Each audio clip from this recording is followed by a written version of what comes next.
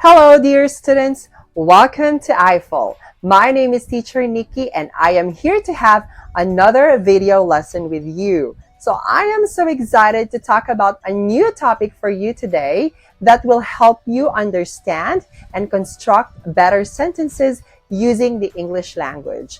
I know that these lessons will be very helpful for you to communicate using the English language that are grammatically correct and properly constructed, considering that we will be talking about some grammar topics. So I want you to concentrate on our lesson today, pay attention to our sample sentences, and please practice them very well even after the class. So let's go ahead and start our lesson. Let's go. Now, for today's discussion, we will be continuing discussing some of the other causative verbs that we have talked about before. Now, we will be talking about two more causative verbs, which are have and get. Okay, so let's take note and understand how we use these causative verbs in our sentences to better understand and effectively use them in communication. Okay, now let's begin with have as your causative verb. Now, have as a causative verb expresses the idea that the person wants something to be done for them. Okay?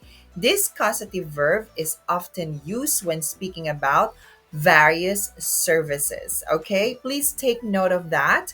When we use the verb or the causative verb have, we want something or the person wants something to be done for them. Okay? So it is more likely talking about services or, paid services, in fact, that someone does, okay, as part of their job or their responsibility. Okay? Now, there are actually two forms of causative verb have. Now, the first form here is, or sentence construction here is, subject, then have, person, and then base form of the verb. Okay? Now, if we consider this form, it indicates that someone causes another person to take an action. Okay? So, have someone do something is often used to management and work relationships. Okay? So, as you can see here, this form implies that there is, work relationship, management, or part of responsibility or service. Like, for example, they had John arrive early. Okay. She had her children cook dinner for her. Okay. I had Peter pick up the evening newspaper. Okay? So as you can see there is an implication of relationship of the person causing another person to do the action. So that's why you can see it's more of like a family, a workmate, or it's like a subordinate, someone who's lower than them. Okay? Now, um, the second form here is the subject, have, object, and then the past participle. So this form is used with services that are commonly paid for, such as car washing, house painting, dog grooming, and many other services that we pay for. So remember, we can also use the causative verb have when we talk about services. All right? Examples here. I had my haircut last Saturday. Okay, haircut, it's a kind of service. Okay, now she had the car washed, okay, washed at the weekend. So Mary had the dog groomed at the local pet store. So please take a look at your verb here, which is in the past participle. Note that this form is also similar meaning to a passive voice sentence. All right? So I would like you to please think about it and understand this construction even more, okay, when we talk about have as your causative verb. Okay? Now, next one, get, okay, as a causative verb. So get is used as a causative verb in a similar way as have, okay, is used with the participle. So it's like the passive form. So this expresses the idea that the person wants something to be done for them. Okay? It can also mean to trick somebody or to deceive somebody. Okay? So when you want somebody do something for you, okay, in a sense that you're tricking them or in a sense that it's part of their responsibility, then you can also use get as your causative verb. Okay? So the causative verb is often used in a more idiomatic manner, less formal, okay, than have. Like for example, the form here is subject, get, and then the person and verb in your past participle. Okay, so they got their house painted last week. This is a service, right? Tom got his car washed yesterday. Another service. Allison got the painting appraised by an art dealer. Okay, it's like a passive sentence similar to that meaning.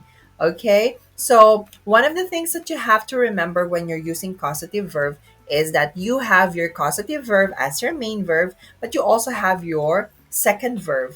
But this time you have to know the forms of the verbs that they are put together. Okay, so in this case, get, okay, uses a past participle verb, okay, for that sentence.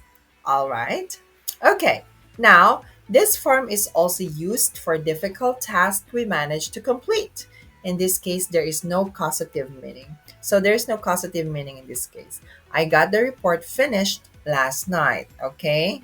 So you're just talking about yourself. Okay. Now, next one. She finally got her taxes done yesterday. Okay. So I got the lawn done before dinner. So you're not actually implying that you caused somebody to do it, but you're talking about yourself. But these are more of difficult tasks. All right. So, for the last one, we also have done and get done. Okay, so these two have the same meaning when used to refer to paid services in the past. Okay, when we're talking about paid services, okay, and they are in the past, then they are just the same in meaning. Like, for example, I had my car washed, I got my car washed. So she had her carpet cleaned, she got her carpet cleaned. So both of these are actually the same in meanings, and you have to remember that they refer to the past tense. Okay? So those are just our causative verbs have and get. So please remember them more. All right? So I hope you find our lesson today very helpful. So as I always say, the secret in making your communication skills in English better is constant practice. So I want you to please keep on practicing all the lessons that we've had in the past and even this present lesson. So I know that you can do it really well and you'll improve yourself eventually. So just keep believing in yourself and practice more, okay? Now, please stay tuned to our more lessons here in I-Fal, and please visit our website that I will flash on the next screen. I also encourage you to please subscribe to our classes because we have a lot of amazing teachers that will help you and guide you in improving your English skills. So once again, this is Teacher Nikki. So I'll just see you again on the next classes and video lessons that we're going to have. I know that we will have more amazing lessons in the future. So stay tuned and good luck. Study harder and I'll see you next time. Bye.